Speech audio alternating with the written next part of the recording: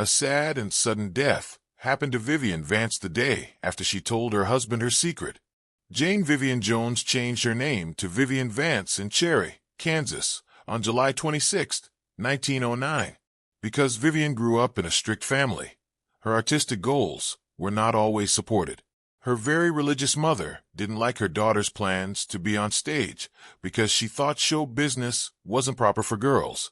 But Vivian's strong desire to become an actor was too strong to hold back. She found out that she loved performing when she was young by taking part in neighborhood productions. When she graduated from high school, she left home to become an actress, going by the stage name Vivian Vance.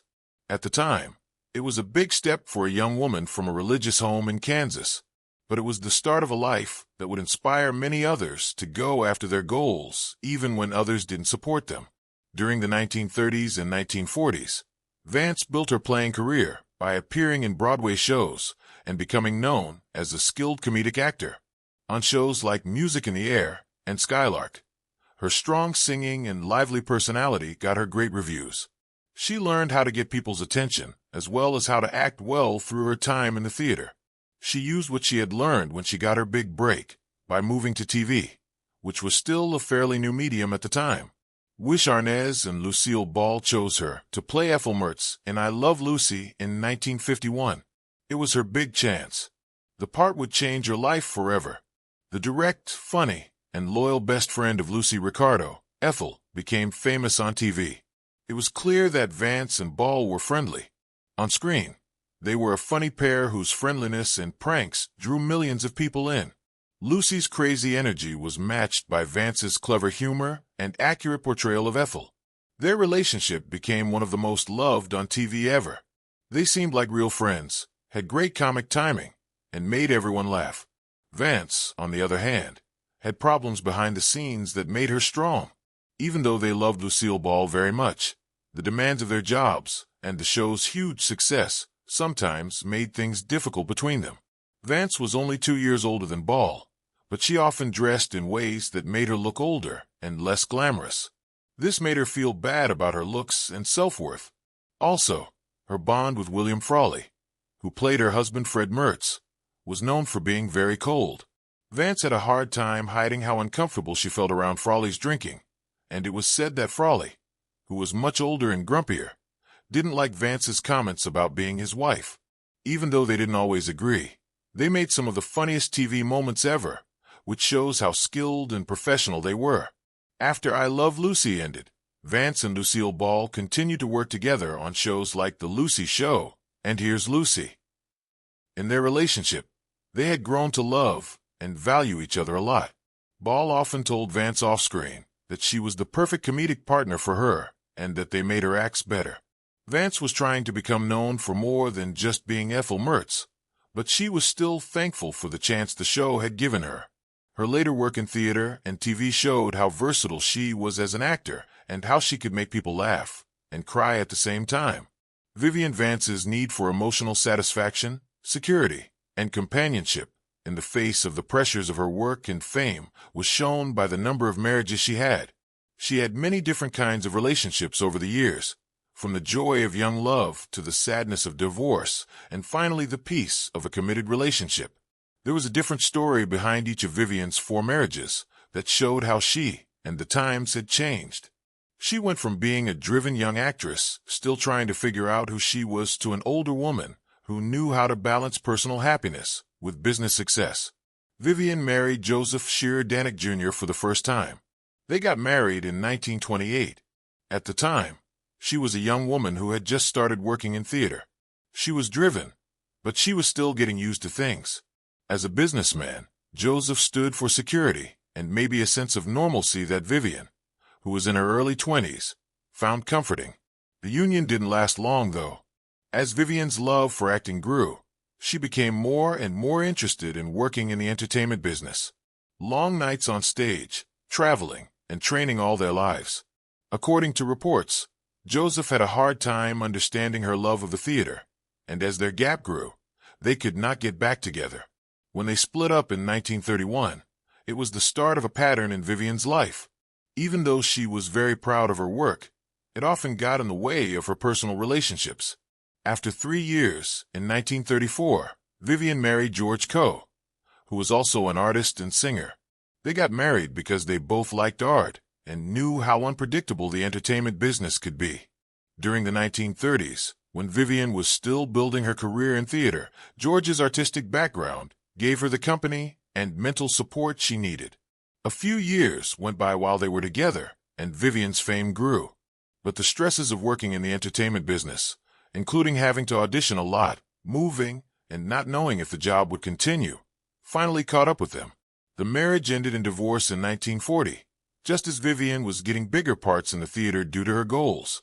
Even though they broke up, the relationship gave Vivian more confidence and freedom, traits that would come to define her on and off screen. Philip Ober was a director and actor, and Vivian married him in 1941. This was her most well-known marriage. This almost 20-year relationship was hard on the emotions, but good for business. Philip and Vivian worked together on many projects, including TV shows and plays. Vivian's most famous part while she was married was as Ethel Mertz on I Love Lucy. They were having a rough time with each other when they were together. Ober was more and more envious of Vivian's success as she became a well-known TV figure in the U.S. Ober was said to be harsh and controlling. After the fact, Vivian's friends and co-workers said she was mentally and emotionally abused in her difficult marriage. She kept making appearances even though it hurt, either out of love or fear of gossip at a time when Hollywood didn't like it when famous couples were having problems. After almost 18 years of marriage, Vivian and Ober finally split up in 1959, a choice that changed the course of her life. Once that long and painful time was over, the end of that marriage was both freeing and sad. She could fully enjoy her freedom and mental health for the first time. After 2 years, Vivian married John Dodds, a writer and literary agent, in 1961. This was the start of her real happiness. Unlike her other marriages, this one was built on love, respect, and understanding for each other. Dodds admired Vivian for reasons other than the fact that she was famous. He liked how strong, funny, and smart she was. She had been looking for mental stability and peace for a long time, and their marriage gave her both. They were friends instead of enemies. After moving to Connecticut, they lived in Albuquerque, New Mexico, for a while. Vivian lived a quieter, more reflective life there, away from the fame of Hollywood. In her last years, she often said that John was the only person who truly made her happy. She talked about how their friendship and trust were what held their relationship together. Until Vivian's death in 1979, they stayed committed to each other, and everyone looked up to Dodds as their rock during her long fight with cancer. Vivian Vance tragically and suddenly died the day after going to someone with a long-held secret. People loved her as Ethel Mertz in I Love Lucy. In television history, her friendship with Lucille Ball became one of the most famous. She was smart and friendly, but not many people knew that Vivian was emotionally hurt, tired, and angry behind her beautiful smile and perfect comic timing. Her sudden death after a time of mental decline shocked those who knew her. Her last days were full of mystery. People have always thought of Vivian as a private and inward-looking woman. People who knew her thought she was beautiful, funny, lively, and always ready with the right line. John Dodds, her husband, knew that she wouldn't talk about some parts of her life. Vivian's health was getting worse in the weeks before she died, and she seemed to be thinking more than usual. In their Belvedere, California, home one evening, she was sitting with John and being quiet when she decided to take a break. "There's something I've never told anyone, not even you," she stated. She had tears in her eyes, and her hands were shaking. John would later say that moment was incredibly still, as if Vivian knew that this confession would be the last thing that would free her from years of emotional turmoil. Her secret had to do with one of the worst relationships she had at work. She hated William Frawley, who played her co-star on I Love Lucy. Vivian had kept her dislike for him to herself for years because she was afraid of being judged by the public and the show's image being harmed. "I couldn't stand him," she told John. "Every day on that set was a fight to stay strong. He made things very hard for me." Not many people knew how badly it had hurt her physically and mentally, but those who knew what was going on behind the scenes weren't too shocked by the news. Vivian admitted that Frawley's constant comments and condescending attitude made her feel bad about herself. "He called me names when there were no cameras around," she said in a low voice. "He made cruel jokes about my weight, my looks, and even my age. I laughed for the camera, but now I'm sad. As they filmed I Love Lucy, Vivian always seemed to be in charge. She was really annoyed by Frawley's sarcasm, but she never let her feelings get in the way of her work, telling a close friend, "Off camera, I couldn't stand being near him. I played his wife on TV. Every time we were together, I was scared." She pushed this emotional pain down for years, which hurt her soul. Even after the show was over, those shots kept bothering her. She told John, "It's strange," during their most recent talk. "No matter how much time passes, the bitterness still lingers. I wish I had told him how much pain he caused me before he died." Vivian seemed strangely at ease after telling this long-kept secret.